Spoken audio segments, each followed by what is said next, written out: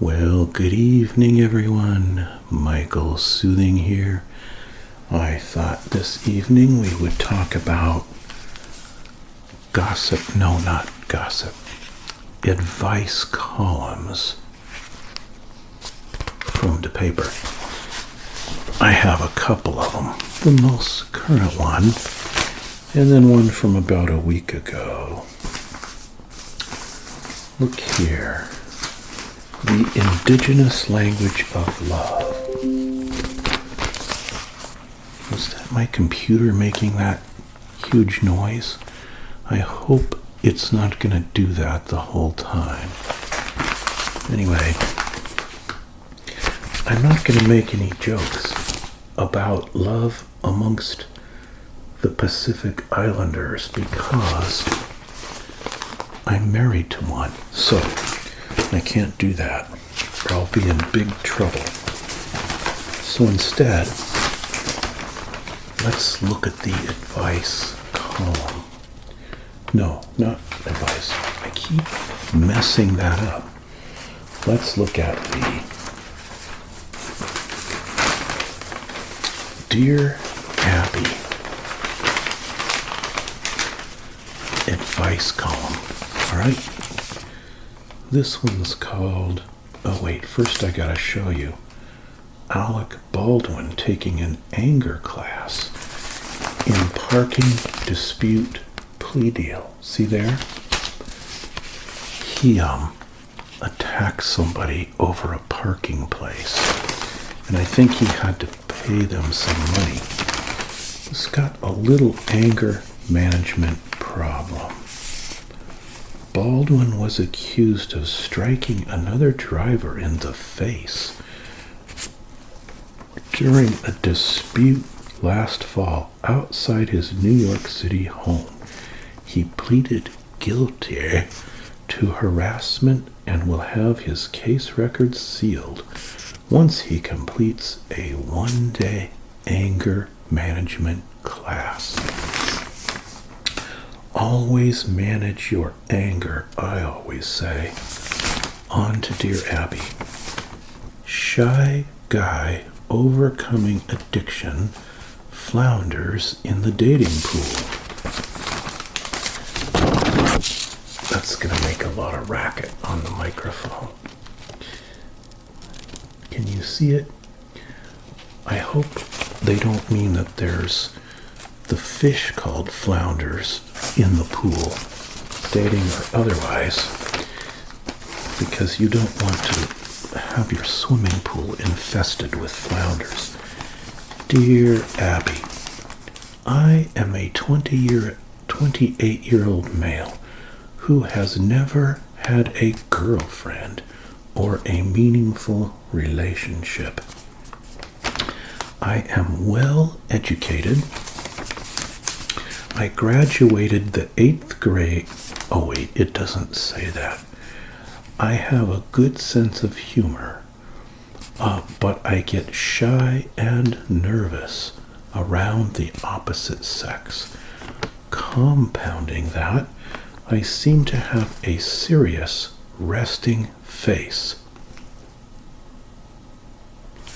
People assume I'm frustrated or angry and grumpy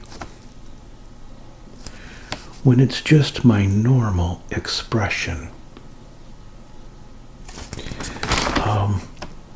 I'm worried it makes me unapproachable or appear to be unpleasant. I have overcome addiction. I attend support meetings, and I have almost a year of sobriety. Oh, after he was giving himself positive strokes, the truth comes out. I avoid bar club scenes where a lot of people my age socialize. I'm beginning to feel alone and empty. I asked out a temp at my job, but she had a boyfriend and offered to set me up with a friend of hers. I declined because I was embarrassed. Be quiet, vehicles. Don't you know I'm filming an ASMR here? All right. there. They're listening to my about to give up in Connecticut. Okay, the girl he asked out said she had a boyfriend, but really what it is, she needed to take her dog to grooming that evening at 10 p.m. Anyway, dear about to give up, I doubt that your resting face is what keeps women away. I think dear Abby's onto something. It's more likely the fact that you are afraid to interact with them. Start by talking to some of the women in your support meetings. I bet he tried that already. They already know something about you. Only the bad stuff, though. And the strides you have made to overcome your addiction. Involve yourself in activities you enjoy that are more social. You know, like playing video games at his mom's house. It may help you to develop your people skills so you will feel less anxious in other social situations. But do not allow yourself to use the fact you are lonely to destroy your sobriety, because that would be a poor excuse. It does look like he was rationalizing a binge just a little bit. Do I have too much of a resting mean face?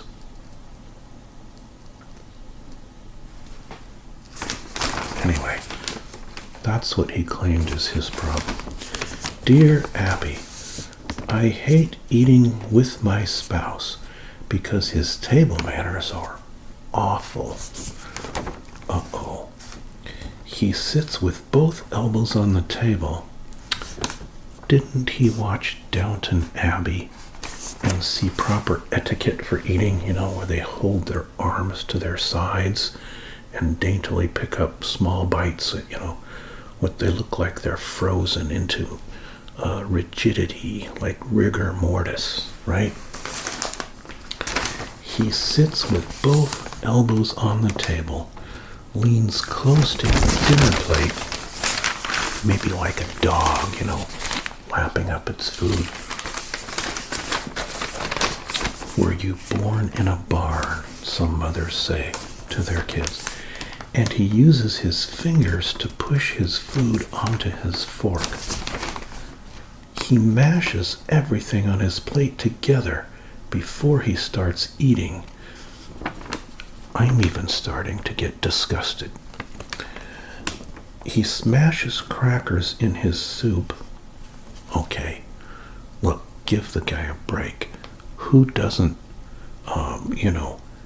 mash up the crackers to put into the soup, right? He scrapes his spoon on the bottom of the bowl and he slurps his liquids. Excuse me. He also licks his finger. Ew, okay. I'm a little bit OCD about that kind of thing. Don't really want to see someone licking their fingers. He thinks he can modify these behaviors when he's with others, but he lapses back into them, even when he's with friends at a restaurant. Please help me. How can I get him to change? Must I tolerate it? Distraught spouse in Columbus, Ohio. I promise you guys, I don't live in Columbus, Ohio, okay? But since they're talking about eating, I have here, I think I let these sit too long. These sugar-free tropical fruit candies. They don't want to open for me. Oh, this one will.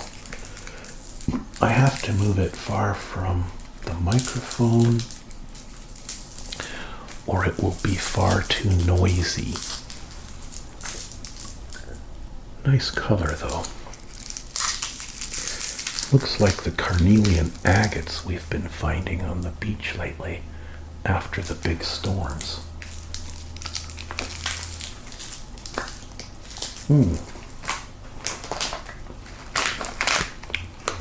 Peach mango. I know that because it's color-coded, see? It's not that my palate is all that refined. What does Abby say about this messy, disgusting eating spouse? She says, "Dear distraught spouse, your husband must have many wonderful qualities. Do you think she's being sarcastic? If you married him knowing this is the way he consumes his food, among those qualities is an awareness that he should modify his eating habits when he is with friends. Let him know that you are his best friend, and you would like him to practice his party manners when he eats with you."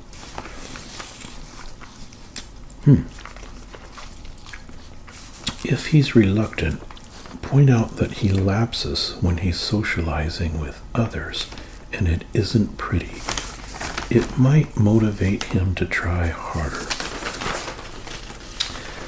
I don't know. I think it's grounds for immediate divorce myself. But that's just me. Do you have a spouse or significant other person who has a bad habit that drives you crazy? If so, using an assumed name, tell me in the comment section, would you please? Because I would be interested in that. All right. What else do we have? I have another Dear Abby, but I'm just looking to see. Oh, look. Idaho police make large pot bust. 31 bags of marijuana coming from the state of Oregon, of course. Super Bowl ads. But it's in the business section instead of the sports section. See? Business section. When marketing flops, here are some Super Bowl ads that backfired. The GoDaddy Perfect Match. Web hosting service GoDaddy has made a name for itself during the Super Bowl with crass commercials starting in 2005. Have they really been around that long? But its 2013 ad outdid itself in the bad taste department. The ad showed supermodel Bar Raffaele making out with a bespectacled, nerdy man in a very tight, extended close-up. While the ad succeeded in grabbing attention, some people dubbed it gross.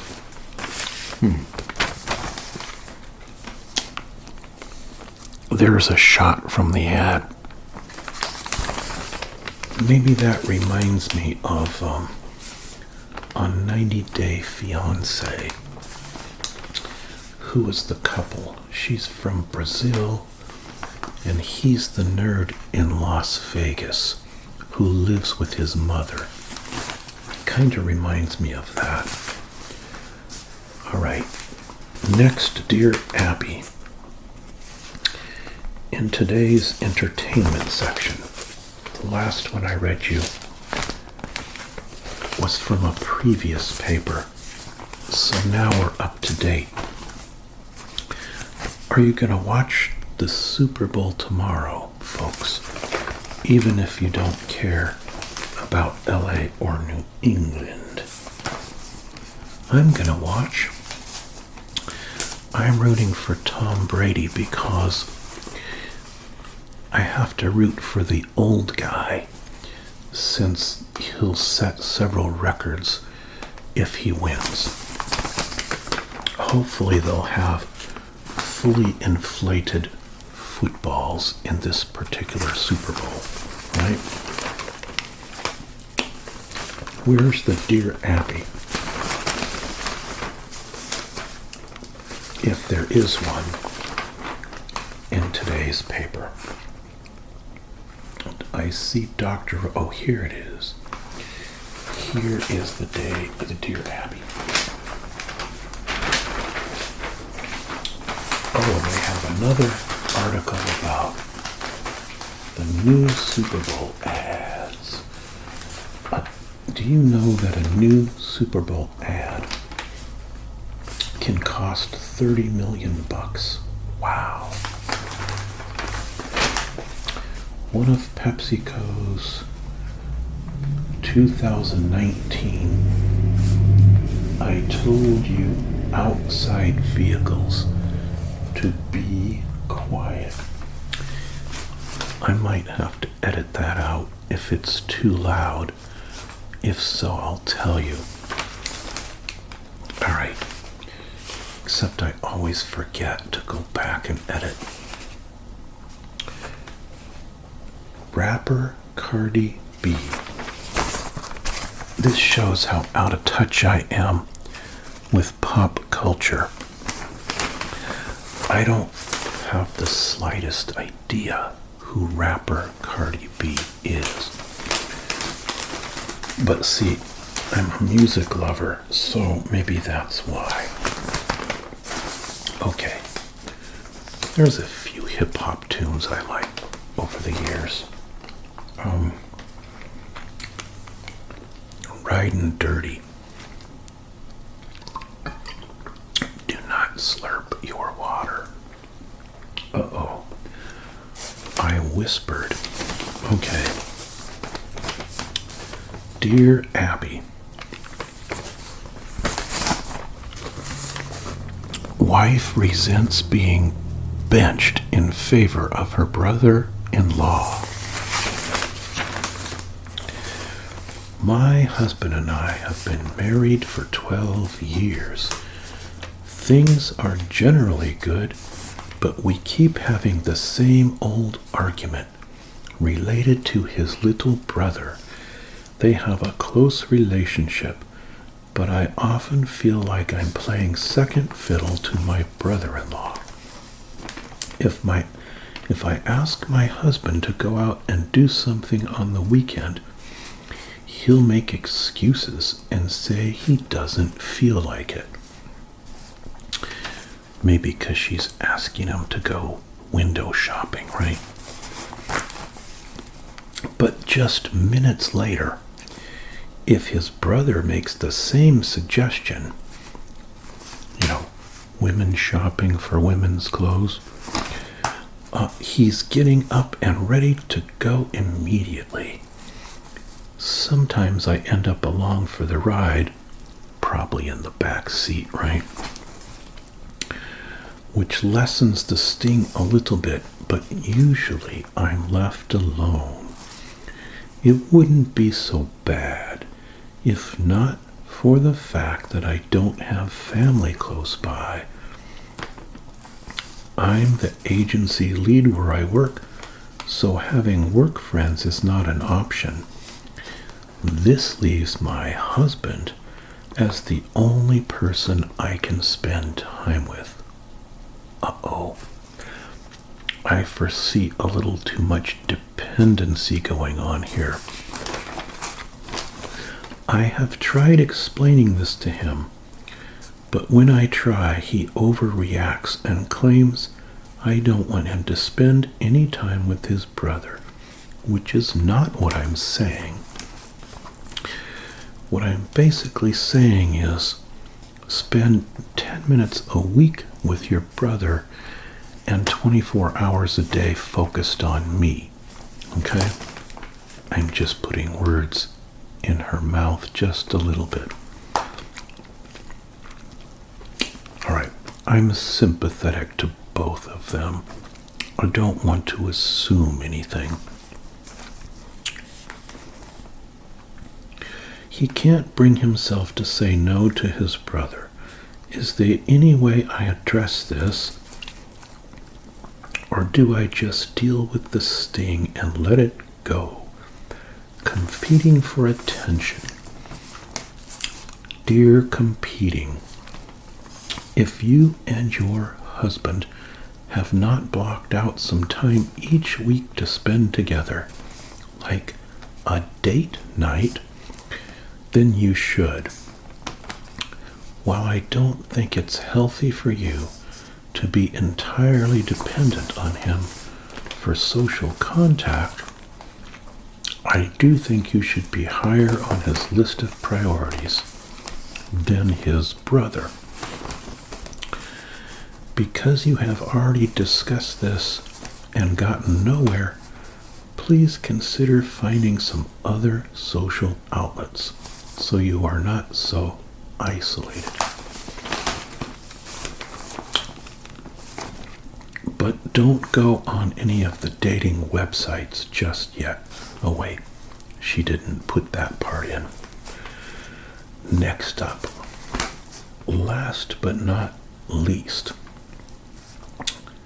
Dear Abby, I was waiting in line to get a cup of coffee, and the customer behind me was so close that she was almost touching me.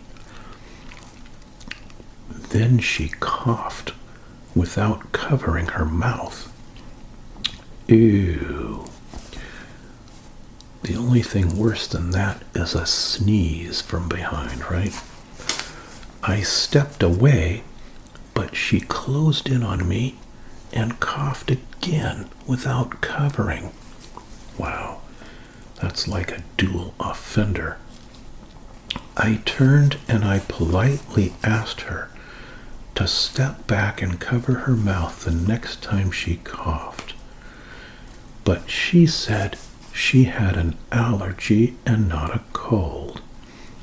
I suggested to her, I'm sure it was just a polite suggestion, I suggested to her that because we're in the midst of cold and flu season, there's no way that I or anyone else could know the difference between a cough from allergy or illness. Was that rude on my part? And signed herself, Rude in Minnesota. Dear Abby says, Dear Rude, what you said was not rude. It was common sense. The notion that if you don't think you're sick, you have the right to cough on others is misguided.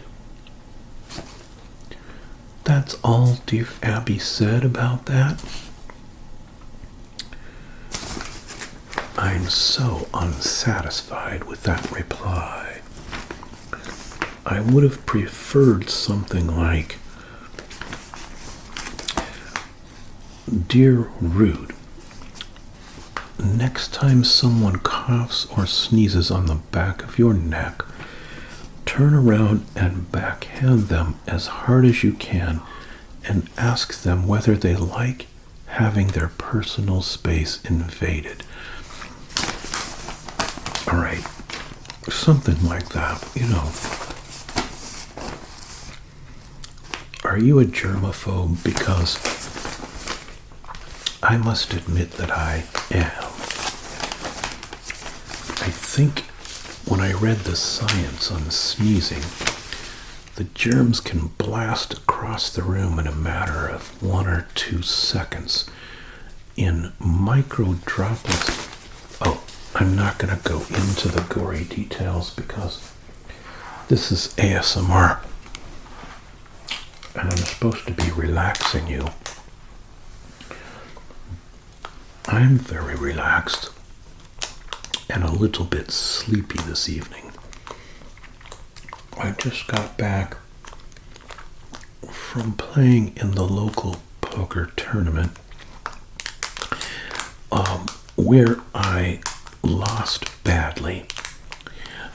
But I don't think it was due to playing badly. I just this time had quite a bit of really foul luck.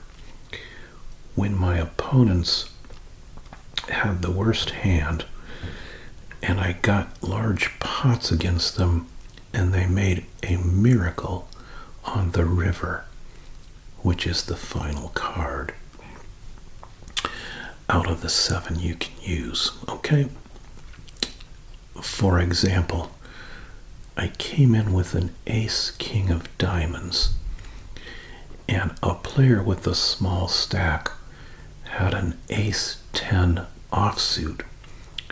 I got them in for all their chips, and so my hand was a huge favorite. They had only 3 outs, which would be a 10, another 10, and of course they hit it. All right, it's not that uncommon to have a bad beat like that and get that unlucky. But I had 4 key hands in the tournament, and all 4 went exactly that way. So it just wasn't my day, but that's all right. It can't be your day every time. As I explained to Joanne, even in a small tournament, if you're playing well and profitably, you only expect to cash maybe 1 time in 4 or 1 time in 5. And that's when you're playing a very small, say, 30 to 40 person tournament. That would still be quite profitable, and that means you can lose 3 or 4 times out of 5 and not cash at all.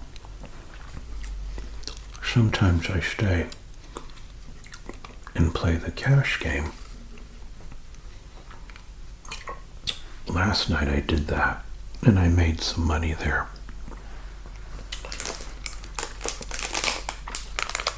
I even got the high hand for the hour and got an extra $40 for that, but I don't know how that happened, because it was a terrible high hand. I had a full house, 4s full of 6s, because I was in the small blind with 4-6 of clubs and happened to get lucky enough to hit 2 4s on the flop and hit a 6 on the river. But that's not a very good hand to win the high hand with. Usually something better than that. I'm going to try an eggnog jelly bean. And what I'm going to try, the reason I'm going to try one is I would like to know whether these are still good after a year ago Christmas. So they would now be at least 13 months old. More than that, about 14 months old. Let's try a couple and see.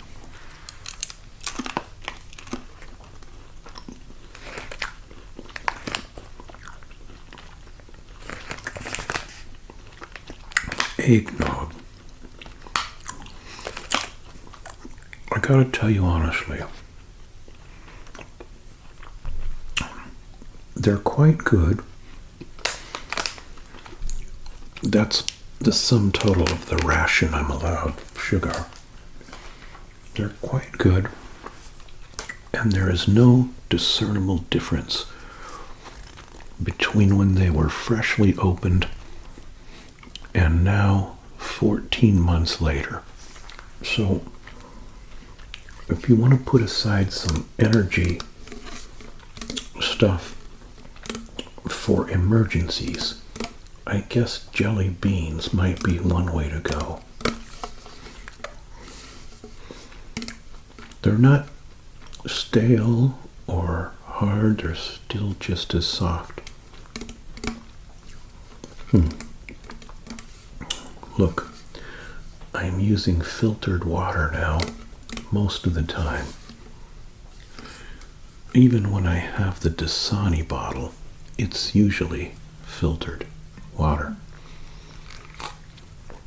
that came out of the tap. I reuse them several times after flushing them with hot water, of course. All right, everyone. I hope this video relaxed you as much as it relaxed me. And until next time, oh, thank you for comments you were making. I read them all. Some of my subbies told me which movies I should go see out of those ones we reviewed a week or two ago.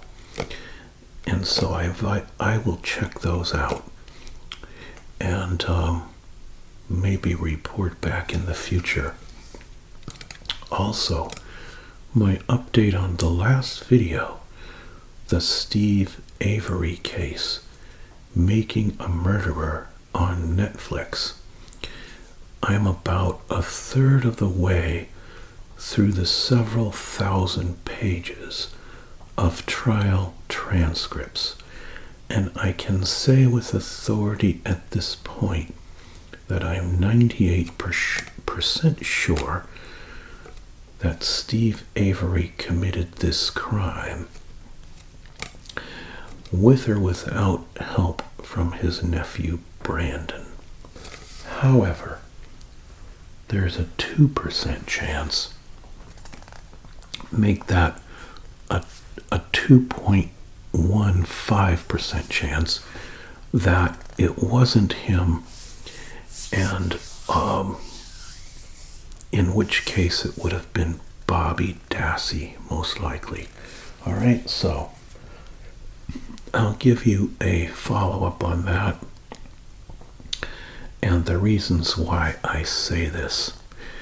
In brief, I would just say, even if you buy into all the theories about planted evidence by cops or the real perpetrator of the crime, there are many, many things that you cannot explain with planted evidence theory, such as, for example, Steve Avery luring that girl back to his property using a different name, used the next door neighbor's name, his Yonda, to photograph the van because he had creeped her out on 2 previous visits when he came outside dressed in only a towel, and her and the receptionist at Auto Trader said, "Ew," in their discussion about it. She didn't really want to go back there. He was calling her the day that, on October 10th, when he had her there to do photos and he creeped her out. After she left, he went to a sex shop and bought handcuffs, even though his girlfriend or fiance was in jail for 6 months for DUI.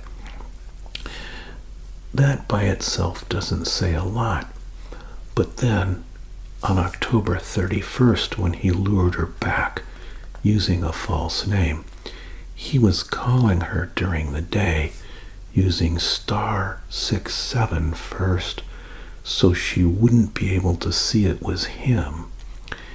And then after she showed up, she didn't answer anyway. But after she showed up, 2 hours after photographing, or 2 hours, say, after he committed the murder, most likely, he made what's called an alibi call to her phone to pretend as if he was still, and this time he didn't use *67, so it looks like he was trying to cover his tracks and say, "Oh, hi, this is Steve Avery.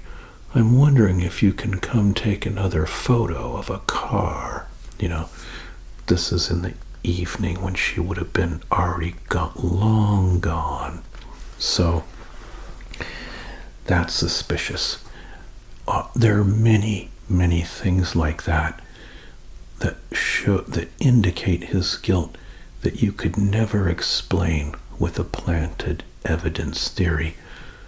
What's another one off the this guy who lived like a total slob, suddenly, the day of her murder, if he killed her, he got a sudden interest in running to a department store. I think that it was either that night or the next day, and buying a carpet cleaner, which he then thoroughly cleaned his entire house trailer with, and then took it back to the store and said, "I don't think I like this carpet cleaner.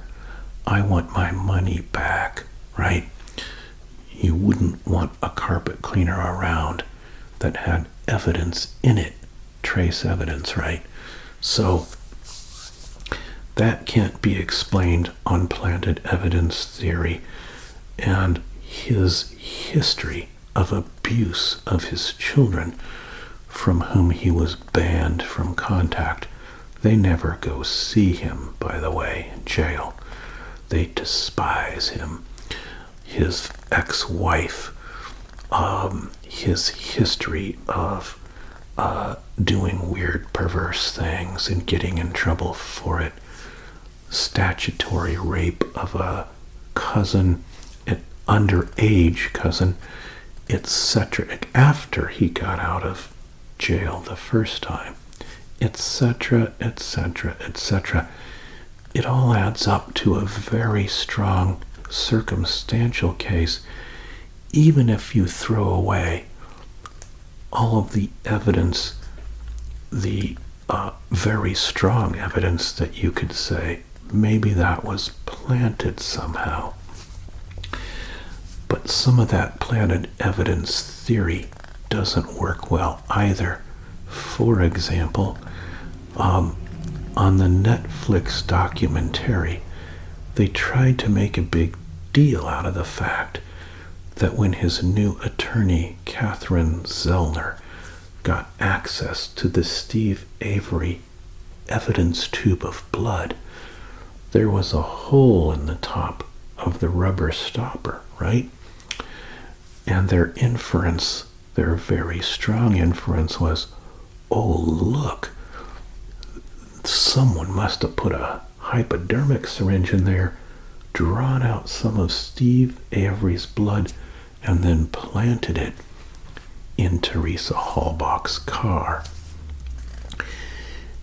However, the Netflix documentary makers knew perfectly well, as does his attorney, that all such evidence stoppers with blood in them have a hole in the top just like that, because that's how they fill those tubes.